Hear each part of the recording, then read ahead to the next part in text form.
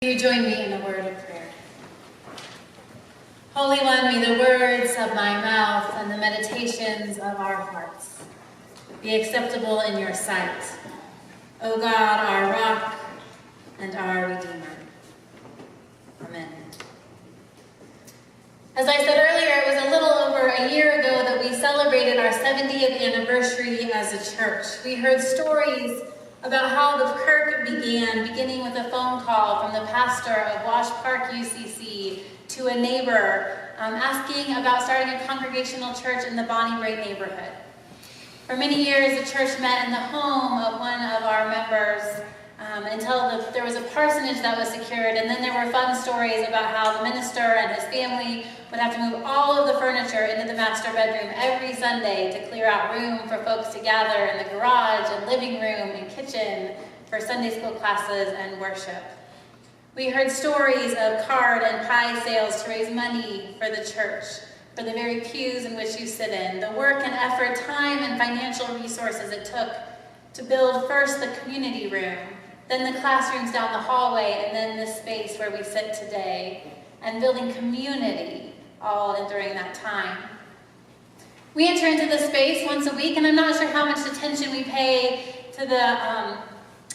to our founding document that is at the back of our sanctuary with signatures of consent and covenant for the birthing of the Kirk of Brae. I'm not sure they use those exact words, but I imagine that covenant did come into play as people were gathering and talking about starting a new church, because covenant is inherent. It is in our DNA as a congregational church. I wrote a little bit about this in the narrative budget that you all received, but as the United Church of Christ, that's how we come together. We consent to enter into a covenantal relationship. Unlike our Catholic siblings, where the churches are bound together within the hierarchy of power, each UCC church is autonomous. We make our own decisions and have freedom to do as we see fit.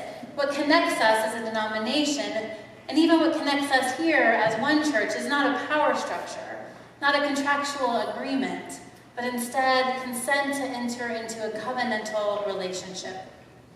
Throughout the fall season, we have been talking about consent and covenant, and the way they are bound together.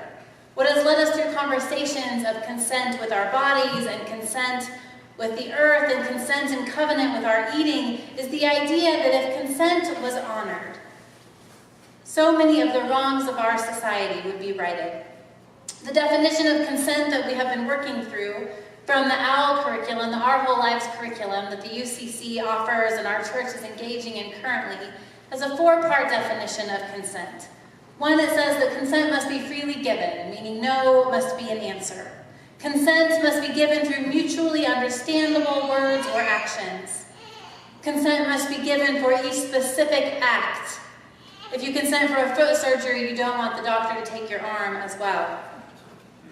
And finally, consent must be in the present. Saying yes at one point does not mean you are bound to say yes into the future. Now, throughout all of this, I have been connecting consent with covenant, because you have to have consent to enter into a covenant, and so they are bound together.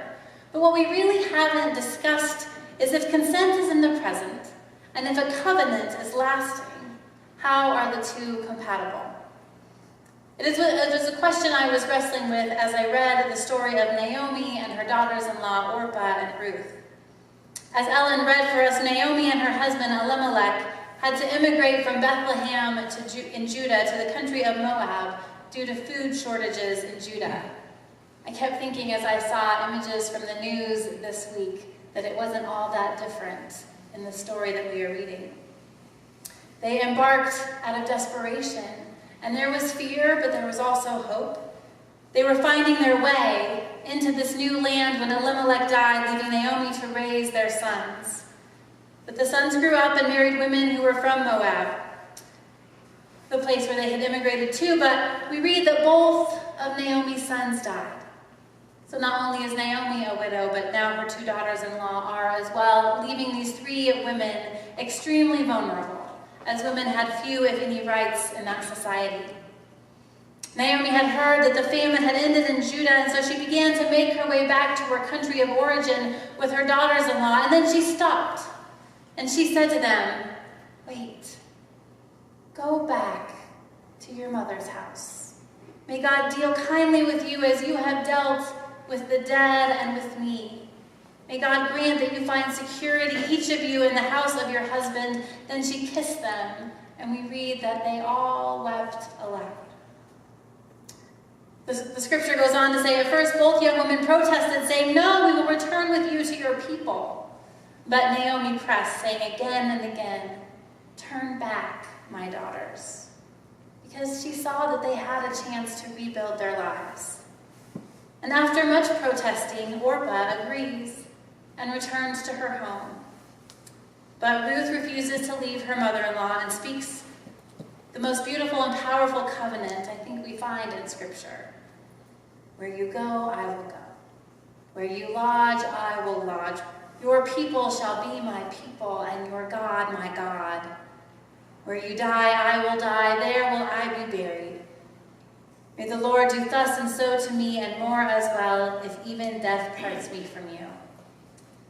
The scripture is often used at weddings, but not correctly, because really this should be a vow made between the daughter-in-law and the mother-in-law.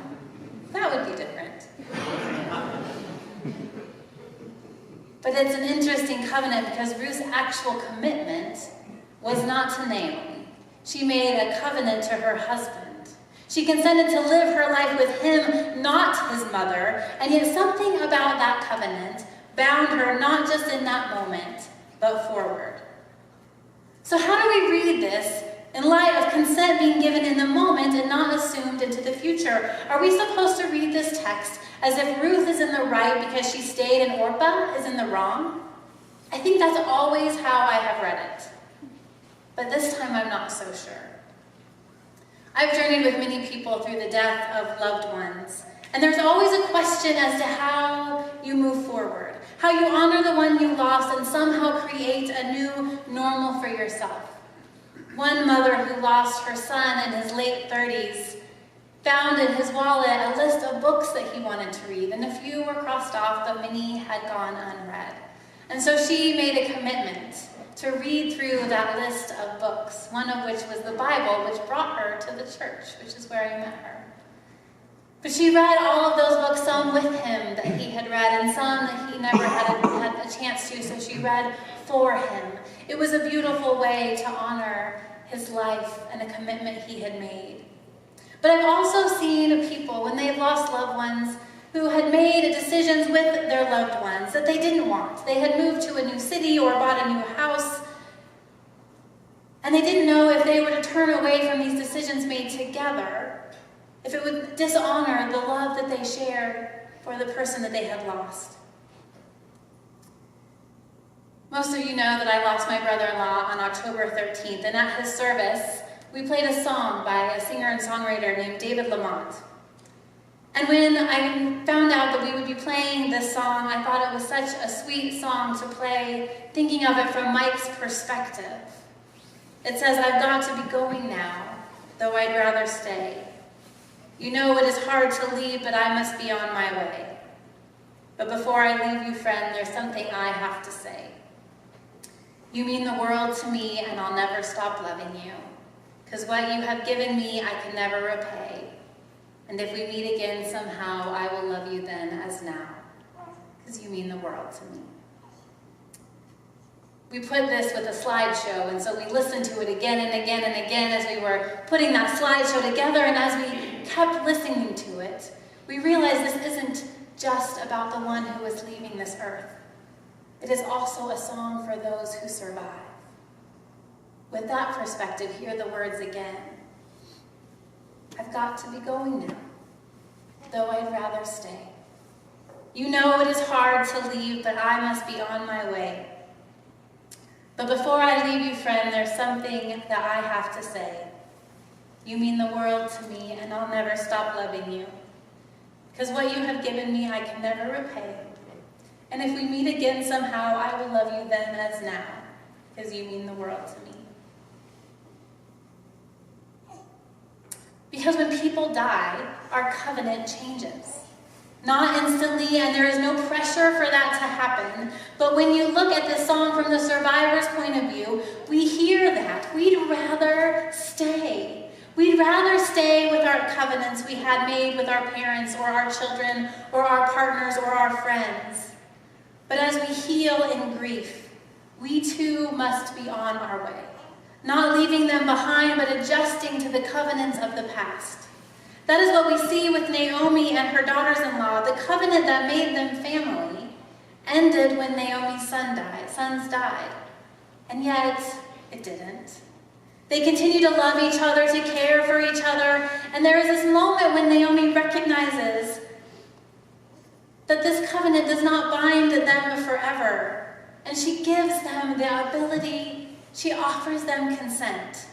She understands that a covenant, which is a binding, not a chain. And consent lives within every covenant as we move through life. So on this All Saints' Day, I want us to think about those we have lost. The saints that we have named today, and those we can easily identify for ourselves, who have played a pivotal role in our lives and in our faith and in our growth and in our groundedness. Be they parents or grandparents or Sunday school teachers or friends or siblings or parents of our friends or children whom we have lost. And I want us to think about the promises, the covenants we had with them, and the covenants they had with us. Some were spoken aloud, certainly, but others have been understood, as in the definition of consent, mutually understandable words or actions.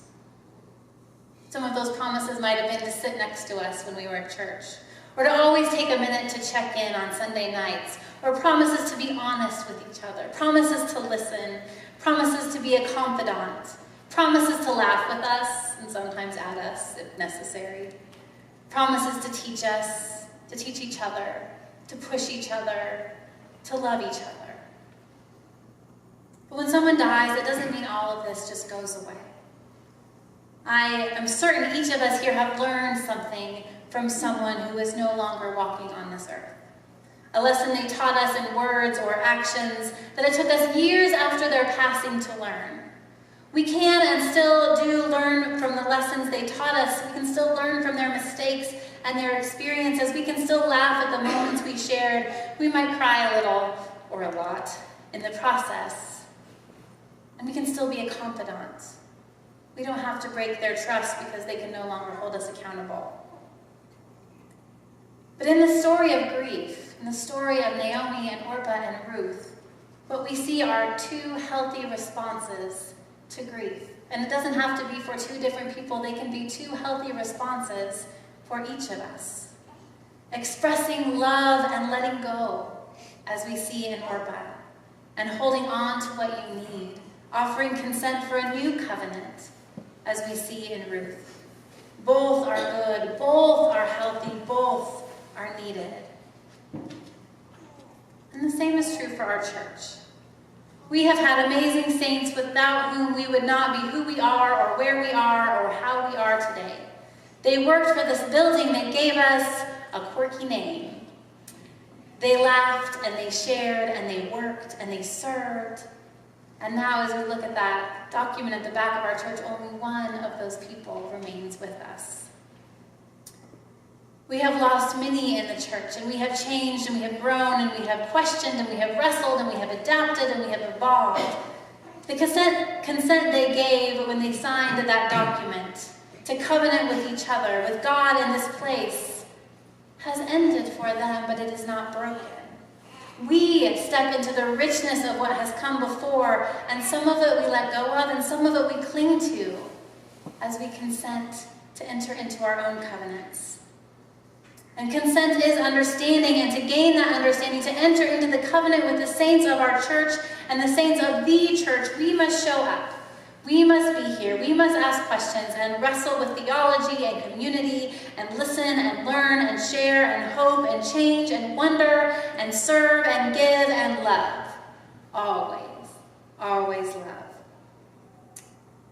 Today is also, on top of All Saints' Day, our Stewardship Sunday. And while it seems like a strange connection, I think there is no better time to consider our financial covenant with the church than on All Saints' Day. When we look back at the church that has been given to us, shared with us from those who have gone before, And we know the church isn't what it was and won't be what it is because we believe in a God who is still speaking. And so those who started our church, who built this church literally and figuratively, did not and could not complete the task, nor will we. We must do what we can with what we have today, which requires from us a holding on and a letting go. I want to close with a poem I've probably shared with you before. I think of it as a prayer from our saints to us. When I die, if you need to weep, cry for your brother or sister walking the street beside you.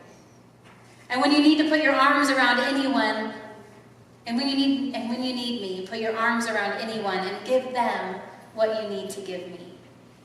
I want to leave you something better than words or sounds. Look for me in the people I've known or loved. And if you cannot give me away, at least let me live in your eyes and not in your mind. You can love me most by letting hands touch hands and by letting go of children that need to be free. Love doesn't die, people do. So when all that's left of me is love, give me